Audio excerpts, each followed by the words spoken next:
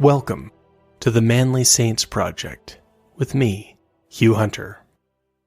If you enjoy my work, please consider signing up and supporting me on Substack, or click the link in the show notes to buy me a beer. And if you enjoy the podcast as audio or video, please consider giving me a rating wherever you are. It helps a lot. Now, let's meet this week's Manly Saint.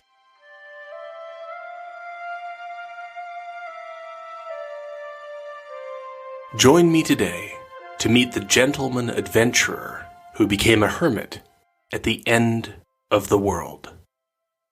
Name: Viscount Charles Eugène de Foucauld de Pontbriand, Brother Marie Alberic, Brother Charles of Jesus.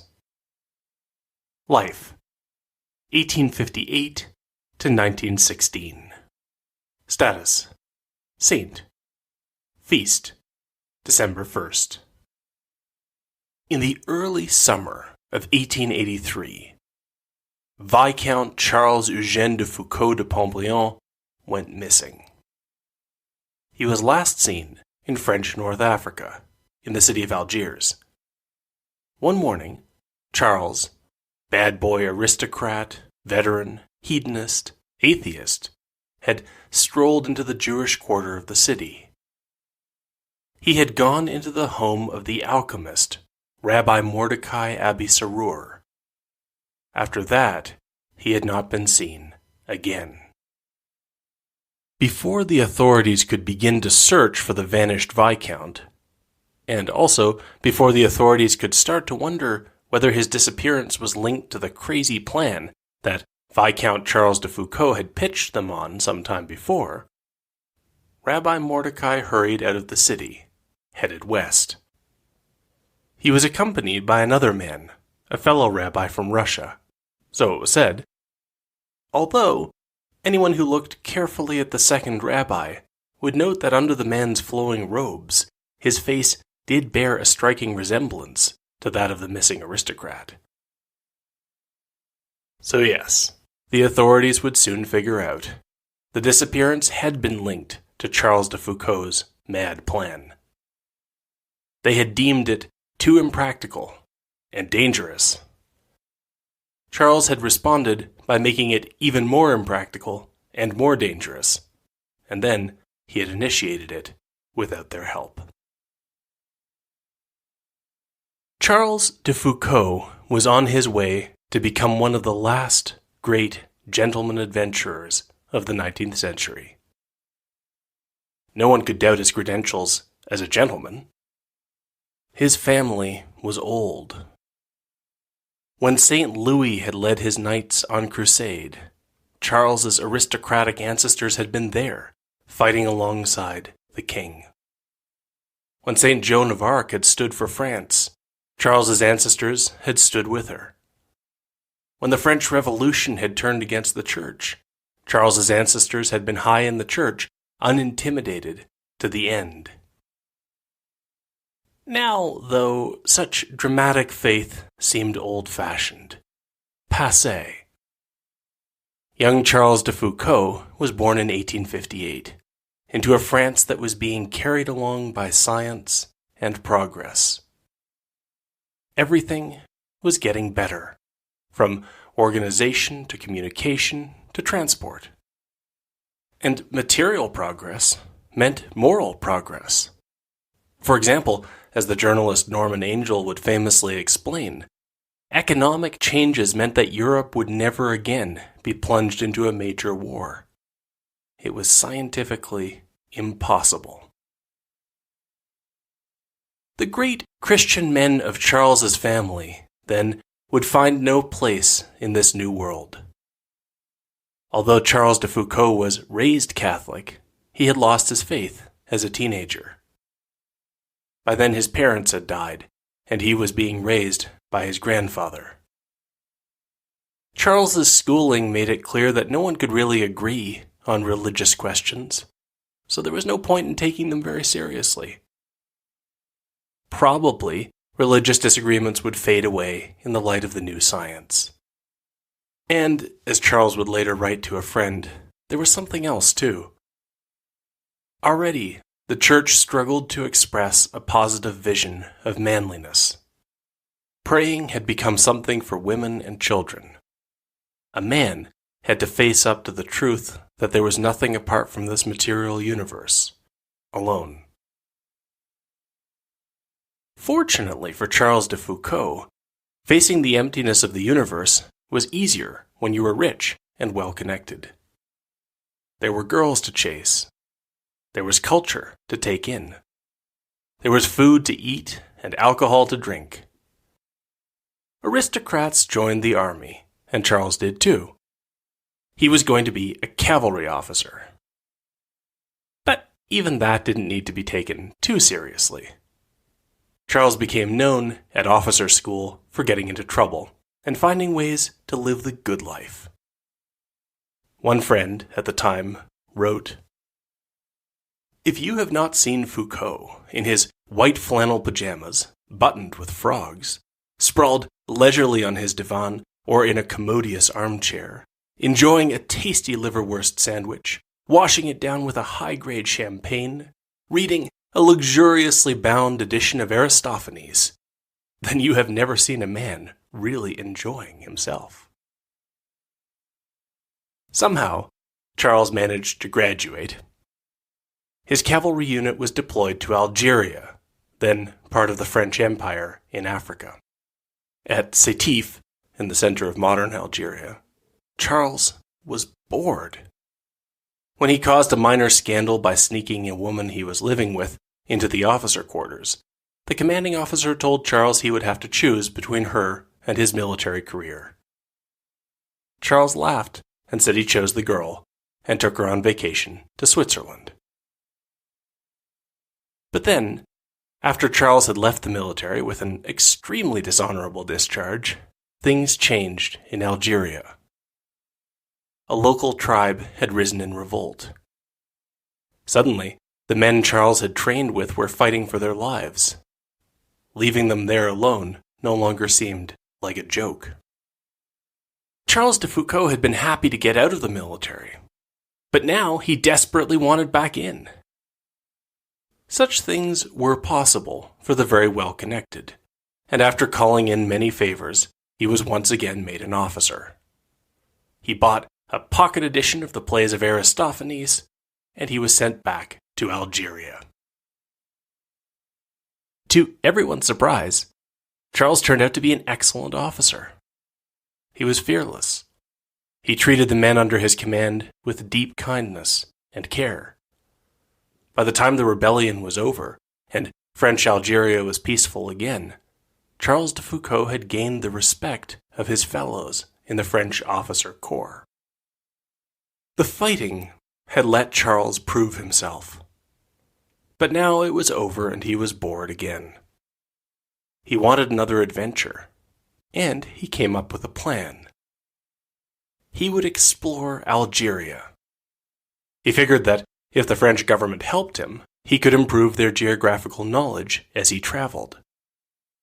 But the government turned him down. It was too dangerous and complicated. The trouble was, the danger was the draw for Charles de Foucauld. And so, Charles went north, to Algiers on the coast of the Mediterranean. In the library, he started to learn Arabic, and worked out the rest of the plan. The librarian had put him in touch with Rabbi Mordecai. Charles learned that Mordecai had traveled all over the African continent. He had been fantastically rich, at the head of a trading empire, and then he had lost it all. Now he was trying to get it back with one last roll of the dice, through alchemy. The alchemists claimed that their art could uncover the ultimate instrument of transformation, the philosopher's stone. This would let a man turn base metals into gold, or turn his old decrepit body into that of a healthy youth. Mordecai thought he was close to that formula, but first he needed supplies. He wanted them so desperately that he was willing to help Charles de Foucauld with his mad plan. Charles de Foucauld was not allowed to tour Algeria. Well, no one had said anything about Morocco. And why would they? At the time, Morocco was not part of France. The Moroccans, who had a well-founded fear of French annexation, strictly limited the Europeans allowed into their country. As a result, there were no maps of Morocco to be had. The penalty for sneaking into the interior was death. The penalty for spying, for example by making an illegal map, was also death. Charles de Foucauld was going to do both of these things. And since he couldn't enter Morocco as himself, he would sneak in with Mordecai, pretending to be a Jew. Charles de Foucauld and Rabbi Mordecai found their way into Morocco from the port city of Tangier on the Mediterranean coast. Charles already had his map-making supplies, including a compass and a sextant to take readings. In Tangier, the two adventurers bought mules and supplies and set out inland. As they went, Charles slowly figured out how things worked in Morocco. He improved his grasp of the language. He got used to gauging who really had the power in a region and figuring out how to buy that man's protection. From Tangier they went south toward Fez. In Fez, they found a trade caravan and joined it, headed further south into the Sahara. Charles concealed a little writing pad in the palm of one hand and had the stub of a pencil in another. As he walked, he made notes on anything he thought would fit into his report. When stopping for the night, he took readings with his compass. He needed to be higher up to use the sextant, so that was a bit trickier. When he was staying in a house, Charles often snuck up to the roof with the sextant, while Mordecai kept watch. One time, he was caught. The witness demanded to know what Charles was doing. With a sudden inspiration, Charles said that he would be happy to explain. The problem was that he had contracted the infectious disease of cholera. Now, some people said that one should see a doctor, but Charles wasn't falling for that trick.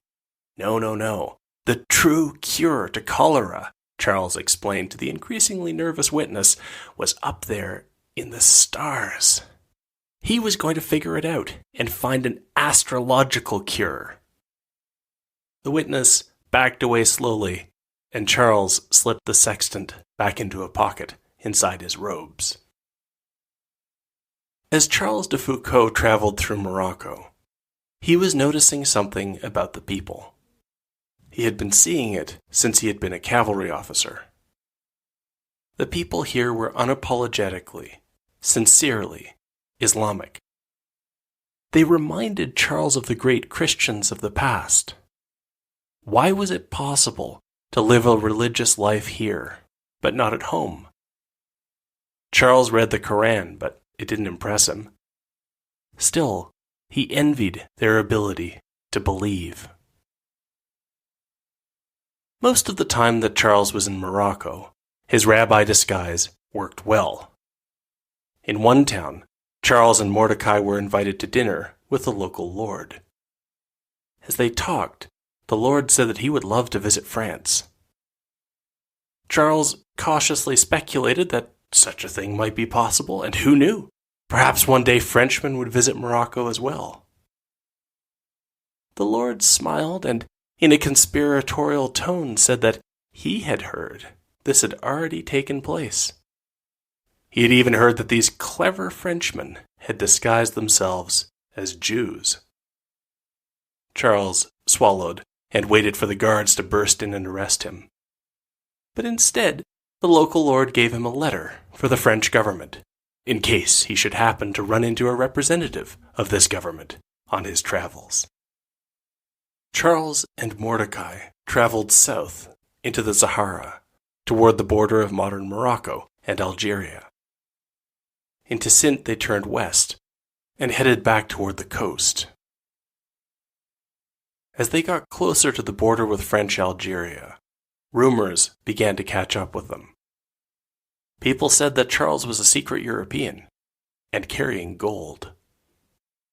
Charles and Mordecai hurried toward the border. At the last minute, their escorts turned on them. But fortunately, they only wanted the gold, not to turn them in as spies. And so, Charles and Mordecai, beaten and robbed, limped over the border into French Algeria. Back in Algeria, Charles began to put his notes together in a book. Mordecai took his fee and bought alchemy ingredients, though unfortunately for him, they would bring him neither wealth nor health, and the toxic gases he released would prove fatal within the year. Meanwhile, Charles returned to France and published his notes as the first geographical survey of Morocco. It was a sensation. In 1885, Charles received a gold medal from the French Geographical Society, who enthused that, thanks to the Viscount de Foucauld, we have begun a truly new era in Moroccan geography. Charles de Foucauld was 25 years old. He was now one of the most famous gentleman adventurers of his day. He was the talk of Paris. This was success. Or at least it looked like success from the outside. Charles himself was puzzling over questions of faith. He was still thinking about the real faith of the Muslims he had met. Now that he was back in France, he looked for that same sincerity of faith, and realized it had been right under his nose all along. His cousin, Marie, was living a quiet but authentic Catholic life. When he asked questions, she helped him find a priest to talk to, Father Houvelin. Charles de Foucauld had religious questions, and was hoping that answers would come to him as easily as things often did. He half-heartedly prayed for revelation, and found none. Later, Charles would use this period of his life as a lesson in what not to do in search of faith. Jesus says, "Come and see," Charles explained to a friend. We all want to jump right to the seeing, but that is not how things work. First, we have to figure out how to get there. Charles got there through repeated conversations with his cousin and the priest, Father Houvelin. One night he couldn't sleep, and in the morning he went to the church of Father Houvelin. He wanted to ask the priest more questions, but the priest was hearing confessions, and so Charles slipped into the confessional just to let the priest know he was there and wanted to talk. Father Houvelin recognized the moment for what it was, and told Charles to make his own confession. And so, to his own surprise, after 12 years, Charles's confession came pouring out. And then, the moment he stepped out of the confessional, he saw what he was being called to do. He suddenly found he had a vocation to become a monk. Father Houvelin became Charles's spiritual advisor. The priest, well aware that Charles had explored Morocco on impulse, encouraged Charles to consider this vocation carefully before he jumped into it. But over the next 3 years, the sense of vocation did not go away. At Father Houvelin's suggestion, Charles made a pilgrimage to Palestine. Passing through Nazareth, he sensed the detail of his vocation. He was being called to imitate Christ, like all Christians.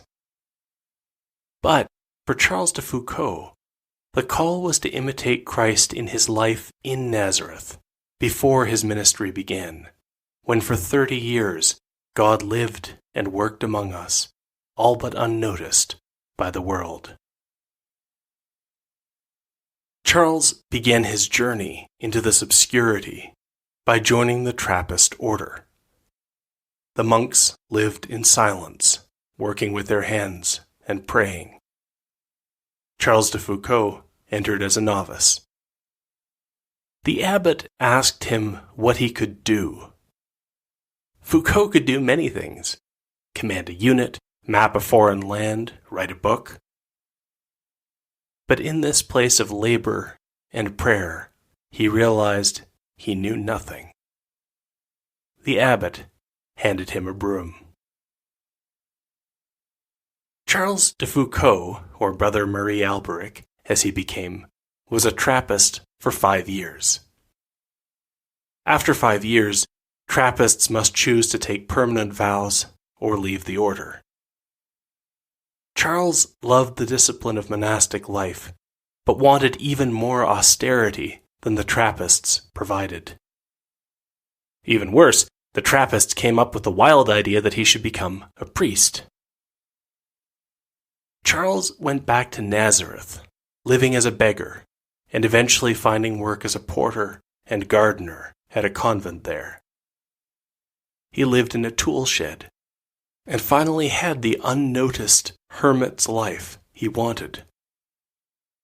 The trouble was, the more the nuns of the convent got to know him, the more they admired him. Soon they were pressing him to become a priest, and reluctantly Charles went and completed the studies that were necessary. After he became a priest, at 42 years old, Father Charles de Foucauld requested permission to live as a hermit. He knew where he wanted to be, in the Sahara Desert. He settled in an oasis, but when the frontier moved as the French Empire absorbed the Tuareg people, Charles de Foucauld moved his hermitage even further out. It was now 400 miles away from the nearest French fortress. Out in the desert, Charles hoped to start a new monastic order. He wrote down rules for his austere way of life, though the only monk who ever came out found the rules so difficult that he grew sick and had to leave. Instead, the poor came to see Brother Charles of Jesus, as he became known. They came all the time, knocking on his door to ask to stay the night, for food, for prayer. Brother Charles would put up strangers, feed them, and patch their clothes while they slept. When slaves came to him for sanctuary, he tried to buy their freedom with what he had. Brother Charles's move to the region of Tamanrasset to live among the veiled warriors of the Tuareg was difficult at first. It didn't help that it was common knowledge that the French turned into animals at night and ate children. But as the years passed, Brother Charles of Jesus became a beloved figure.